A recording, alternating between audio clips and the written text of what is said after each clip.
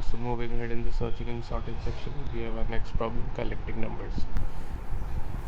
Okay, so what this problem, it is saying that we are given an array having numbers 1 to n exactly once, and your task is to collect the numbers from 1 to n in an increasing order. So for example, you are given the sample input, you are given an array of size 5 and you are given these numbers. So you have to count basically the total number of rounds you will need to collect all the numbers from 1 to n here, 1 to 5 in an increasing order. So let's start. So in the first round, let's say we pick 1 because we want to pick in increasing order. Okay, so you pick 1. After 1, when you go towards the right, you can't pick 5, you can't pick 3, you need 2, but 2 is behind it, right? So you can't pick. So in the second round, now you have picked 1, so let's move. In the second round you pick 2, and in the same round you pick 3 also, because after 2 you are going from left to right in the same round, right? So in this round you pick 2 also, and in the same round you pick 3 also.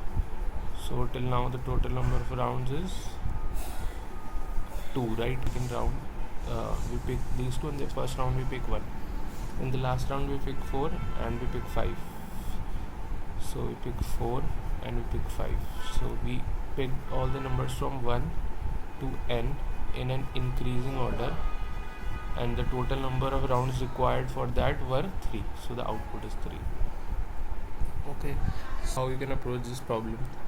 If you look carefully, while you are traversing the array from left to right, you are checking, like you are picking any element, and after that if you want to pick the second element, its index should be what? Greater than it, right?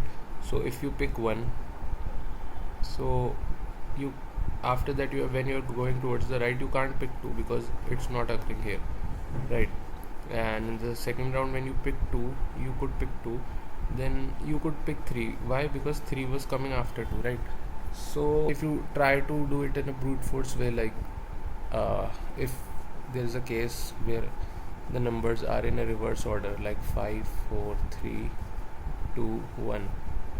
So first you will try to pick 1, you will take 1 iteration, then you will pick 2, then in the third round you'll pick 3, in the fourth round you'll pick 4, in the last round you'll pick 5. So this will clearly take n square. So we need another approach. We can't just simply keep on finding, we just can't simulate this process, like we can't create a round and we can pick as many elements as we want. It will take n square time. So instead what we do, we can create an array to store the indices of the elements in the original array. So for example, the first one, if we say we are taking a 0 based indexing, so for the 0 we can leave it as empty or any default value, but for the first element we have our number at second, right? If this is 0 based in the array, so 0, 1, 2, so number 1 is at second position, so we store that, and number 2 is at first position. Similarly, number 3 is at fourth position, and number 5 is at third position. This is 3, sorry, and it is at 0 position, right? So 2, 1, 4, 3, 0. So if I write it 2, 1, 4, 3 and 0. So this is representing the position of the numbers in the array. So now I can traverse over it once and I can find how. So I'll start from here. So okay, I picked 1.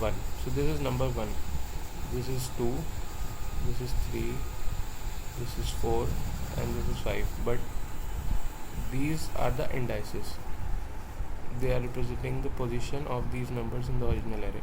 So I can pick 1, okay, 2. Now I can't pick 2 in the same one because its position is less than, its index is less than the current value, right? So I can't pick in the same iteration because I am going from left to right. So I can pick only the next element if the indices position is greater than the current. So here 2 is greater than 1, so I can't pick. So I'll increment my count by 1. So I will initialize my number of rounds with 1 because at least I'll need 1 round, and whenever I found that The current index is greater than the next element index, so I'll increment the round by 1.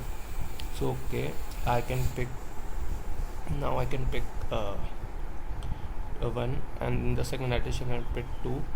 Now can I pick 3? Yes, because 4, the position of 3 is index 4 and the position of number 2 was index 1, right? So yeah, so that means 3 is occurring after 2. Okay, so same. So till now our count is 2, number of rounds is 2. Now we come to 4. Now again you see we can't pick 4 in the same iteration because the position of the number 3 is what? 4.